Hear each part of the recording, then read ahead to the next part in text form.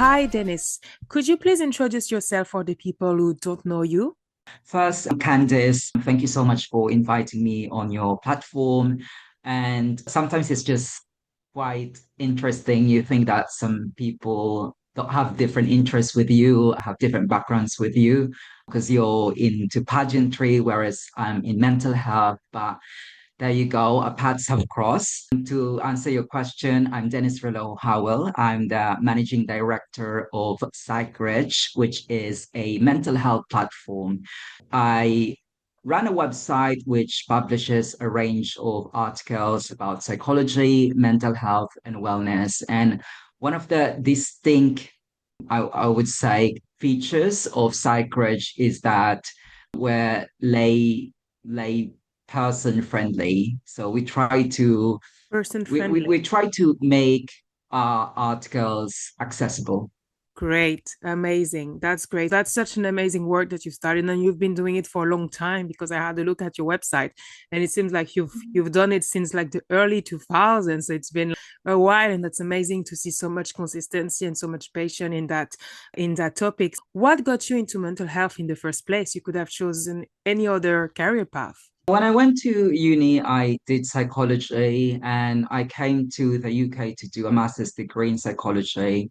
And that actually prompted me to create a website Mhm. that is about psychology. And I was inspired by Psychology Today, I'll be honest. Psychology Today is one of the bigger platforms when it comes to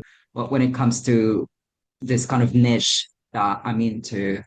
I just want to create my own, but aside from that, I also want to have my own journal article and I also want to organize events. It's just my interest. I don't have any lived experience of mental health, but it's just I know it sounds a bit cliched, but it's just passion. Which is amazing. We live for passion. I think passion is incredibly important. And this is what makes us human, what makes us feel alive. I really love that you managed to live your passion and to be able to do that for such a long time. So well done to you. Mental health is what I call the real pandemic because when you look at the figures in the UK, they say that 1 in 4 person will suffer from a mental health illness in their life. In the borough of Ealing, Hammersmith, Fulham, and Onslow, just for the organization Mind, last year 30,000 people asked for help, and this is just one charity. It just shows the scale to which mental health is an issue.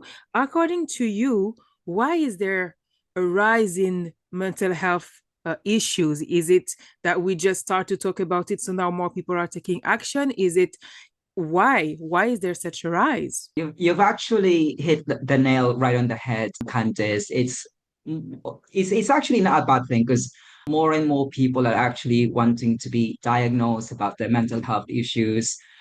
Although there's still a bit reluctance and stigma that surrounds the topic of mental health when we talk about it, it's good that people are coming out in the open. But another thing is that it's it's also something that we need to address because as you've mentioned earlier, 1 in 4, that's one of the most quoted statistics when it comes to mental health. But the thing is, some people are also hesitant to be diagnosed. Say, for instance, there's a platform, there's an organization called Male Psychology Network. And according to their research, and this is led by Dr. John Barry, a lot of men are actually reluctant to seek mental health. I'm sorry, reluctant to seek help when it comes to their mental health. That's just one demographic. And I'm currently here in the Philippines, and there's a disparity when you talk about mental health from a UK. And also, I would love to hear your perspective on that. I also wonder if there's not a cultural factor to it. On one stance, I don't know for the Philippines, but in a lot of African countries, there is this taboo, which there is also in the West, but I think it's even more prominent in Africa, where if you say that you have a mental health issue, people will think that you are quote unquote crazy. But also the lifestyle in a lot of African countries, and I think it's also the same in Latin America. I don't know about Asia. In China, I would say yes, but I don't know for the Philippines and Southeast Asia, is that the lifestyle is much more community based. So they are more collectivistic societies. Therefore, if you have a problem, your problem is also your sister's problem, which is also your mom's problem. You're not alone when you're facing things. And the strength of the bond may seem a bit stronger because, for example, in some Chinese cities, you have the full family, different generation living under the same roof. Or in Africa, there's like you're really close to your family. You really see them, like even the extended families, you have stronger maybe community or like stronger bonds. And I also wonder if that plays a role in mental health. Maybe there's less issue with mental health there because people feel more supported in their daily life. This is just an hypothesis. Obviously, you have the knowledge on this. I would love to hear your take. Absolutely, Candice. There's a similarity between African culture and Latin American culture, and also the Philippines, Southeast Asian culture, rather. When you mentioned that there's a collectivist community, there's a bond, it's very similar here in the Philippines. And in fact, right now, I'm staying with my parents. It's not really like the UK. I don't want to talk down what how it works in the UK, but sometimes you have to even have an appointment, sort of a schedule to have dinner with your parents. And in Southeast Asian countries, that's just so weird. Can we have a dinner on the 15th or something? And I would imagine that in Africa, that would also be a bit weird. Why It's do you have to set an appointment? exactly. You know, You because just No, that's really interesting how we can see how culture plays into it as well. That's a very, very interesting standpoint. So now into something totally different is also about personal development. We see a lot of videos and stuff like this about coaches online, especially for men, also for women, but I would feel like maybe more for men. Does it really help or does it add to the confusion when sometimes people are feeling bad and they'll just say, oh, I'll watch a YouTube video about this life coach? Is it helpful? Does it replace a real consultation with a psychologist? Do you think today we rely too much on all of this help on social media coming from different life coaches? the thing about life coaches and other mental health professionals that they have their own, I would say, specialism. In the UK, the word coach is not a protected, it's not a protected title. So everybody can call themselves a coach. That's why you hear people who calls themselves like lifestyle coach or mental health coach, because you can use that. Whereas a psychologist is also now a protected title in the Oh, yeah, UK. I thought it was. But if you're going to use like chartered psychologists, then that is a protected title. So there's a difference. I'm not really a practitioner, but I can call myself a psychologist. I don't have a license, but I can call myself a psychologist. You have to be very aware of the person or the kind of professional that you want to engage with when you want to help when you want help with your mental health issues. And it doesn't really hinge so much on the qualification, because it's not all about qualification or professional training. And that's what we do with PsychReg. We actually have a directory of mental health professionals, and we don't just restrict it whether you have a qualification or not, as long as we can verify that you've actually been doing it for some time. Yeah. I'm not going to pass judgment whether some people that you see on social media, they can actually do help or not, because in a way I'm quite sure that they're not just doing it to create content, but also to spread awareness.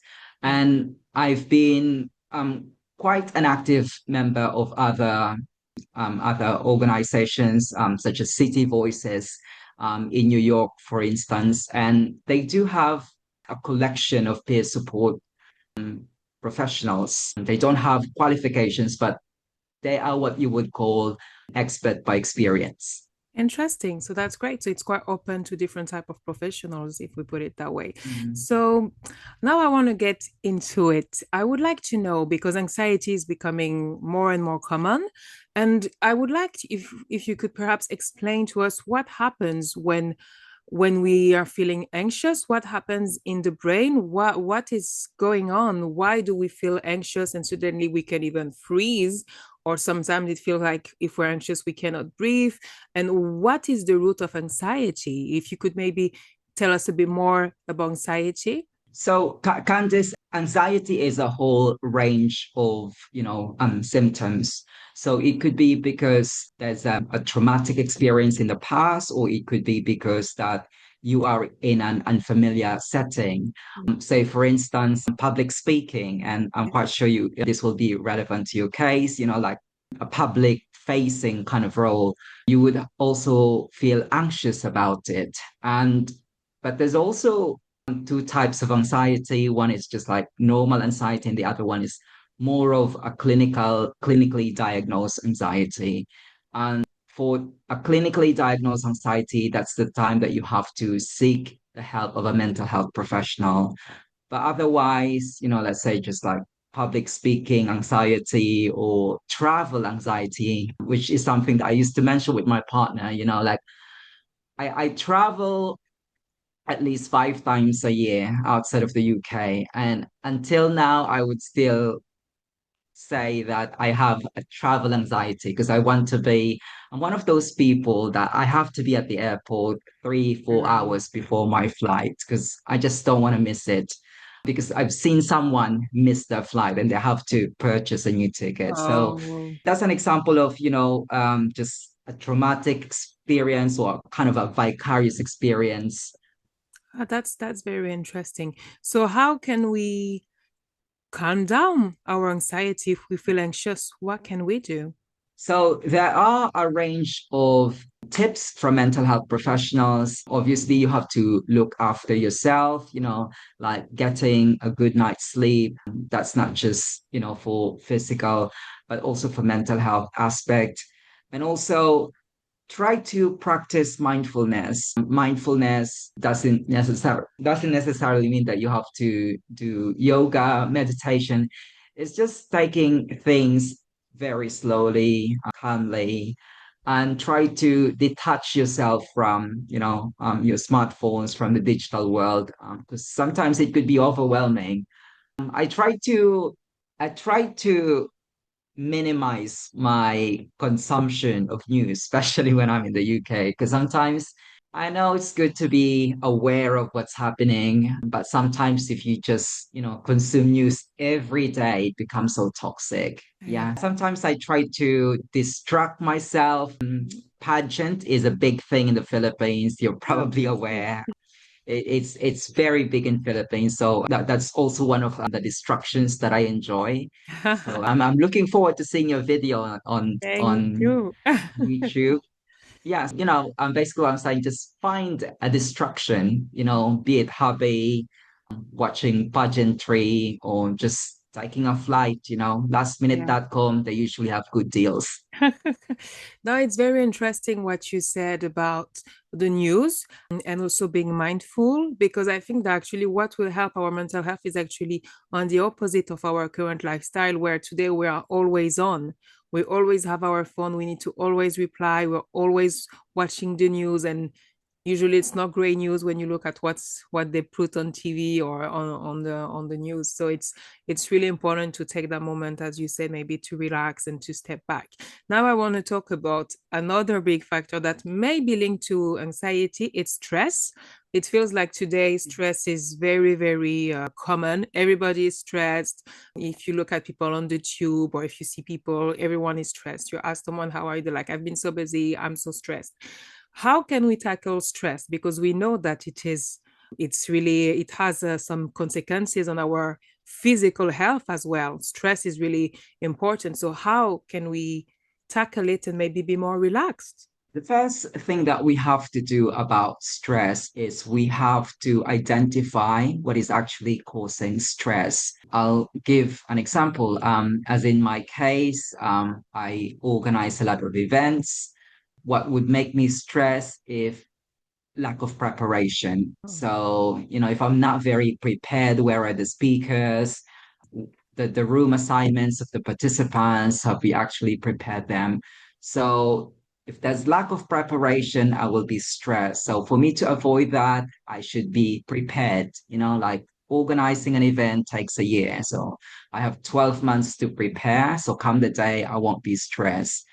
Now, let's say you're a student, there's a lot of coursework, there's an exam coming. If you don't prepare ahead of time, you will be stressed. And that's just, that applies to anything in life, Mm. be it pageantry, be it Yeah. business, be it, your health situation. You just have to be aware of what's causing your stress. Second, it's also important, you've mentioned this earlier, Candice, that it's important that you rely on your support system. It doesn't matter whether you have immediate family members that you can rely on, but we're digitally connected. You can have like people on YouTube, people on Instagram, on Facebook, they could also be your support system. A month ago, I lost a friend, Max Gutman. And it's quite interesting because I've known him for 7 years, but we actually haven't met in person. But that's just an example of, it doesn't have to be a face-to-face interaction, but the breadth and the depth of the interaction that also qualifies as a support system. So awareness, preparation, and then support system. Those are the three things that I would say can help you manage your stress. I'm sorry about your loss, and it's very interesting what you mentioned about it even being online. So great. So yes, I wanted to ask you also about another theme that's quite common is overthinking. How can we tackle overthinking? How do we get rid of it once and for all? Okay. Overthinking, that's what we call rumination. Sometimes you just have to realize that there are things that are beyond your control, like politics, especially in Britain, is quite febrile. You just have to be aware that you just have to accept that sometimes there's nothing that you can do. But on a practical side, I would say there are three things that would help you. There are a few things that would help you tackle it clearly and effectively. First, you need to label it. As soon as you notice you're overthinking, say to yourself, this is overthinking. Labeling helps create distance from the thought. And that's just quite similar to what I mentioned earlier about stress. Mm. And second is you have to use time limits. Give yourself a strict window, for example, 10 minutes to reflect on an issue. When 10 minutes has passed, stand up, do something else. Because sometimes it gives you a fresh perspective. Mm. And I also do that when I'm quite stressed, like, come on, let me step back. And then next is shift to action, because sometimes you just keep on thinking, like, but what is actually going to happen? What should I do? So ask Oh. yourself, what's one small step that I can take right now? Start with a small step. Amazing, amazing. Good to know. And we're getting close to the end, so I will have maybe like two more questions. But one is about gut health, because I've seen that we talk more and more about the relationship between the gut and mental health, and they say that we need to take care of our gut. Why? Because to me, the two seem so unrelated. Good thing you mentioned that, Candice, because it's actually quite an interesting topic in the field of mental health, in the field of psychology. And for anyone who's interested on that topic, they can actually read a lot of articles on PsychReg. It's written by Professor Nigel McLennan. But in a nutshell, your gut and brain communicate constantly through what's called the gut-brain axis. Now, I don't want to sound like, really like scientisty, but that's a physical and biochemical link between your gastrointestinal tract and your central nervous system. So the gut actually produces neurotransmitters, serotonin, which affects mood and thinking. So if your gut is imbalanced, let's say from diet, stress, or antibiotics, it can influence how clearly you think, how anxious you feel, and how prone you are to overthinking. So this ties in with what you were talking earlier. So I really appreciate the sequence of your question, Candice. You're really prepared about that. Now, so the bottom line is, how can we improve our gut? So eat more fiber, Mhm. fermented foods, or taking probiotics. Yeah. They can sometimes help calm the mind. It's not cure all kind of approach, but it's part of a bigger mental health strategy. So it's neuroscience and it's physiology. The connection is real.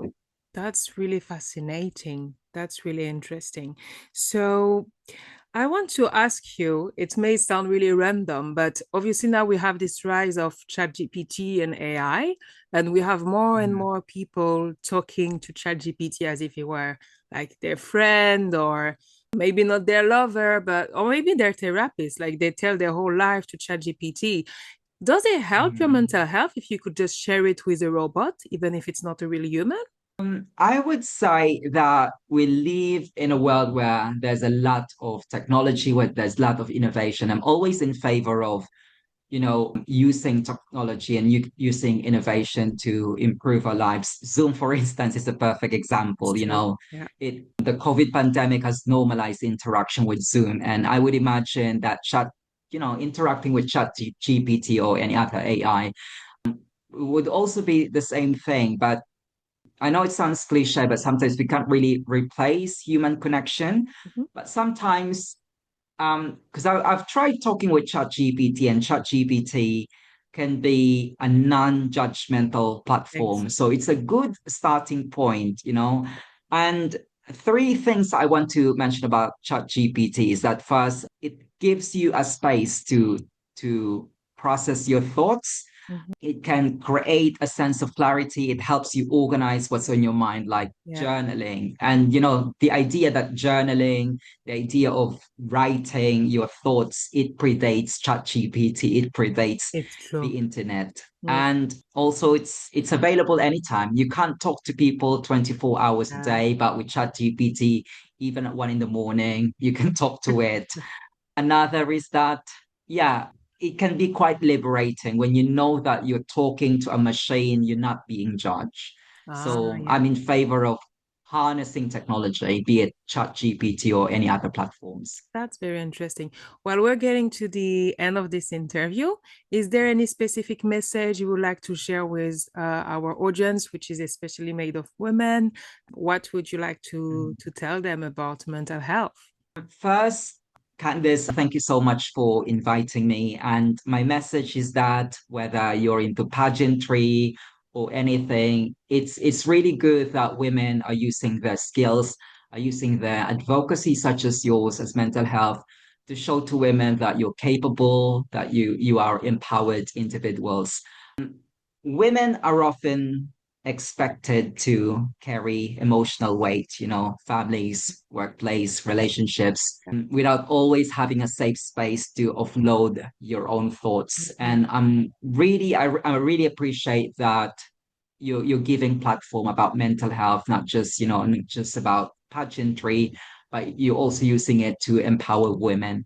Whether you're a single woman or you're a working mom overwhelmed by decisions, or a young woman navigating relationships, dealing with anxiety at night, talking to a mental health professional or chat That's GPT can help you untangle what's on your head. It doesn't really replace real human support like a mental health professional, but for women who often put their own needs last, it can be an accessible way to reclaim a moment of mental clarity. And thank you for giving those women a platform and voice with your advocacy, Candice. And all the best. Thank you so much, Dennis.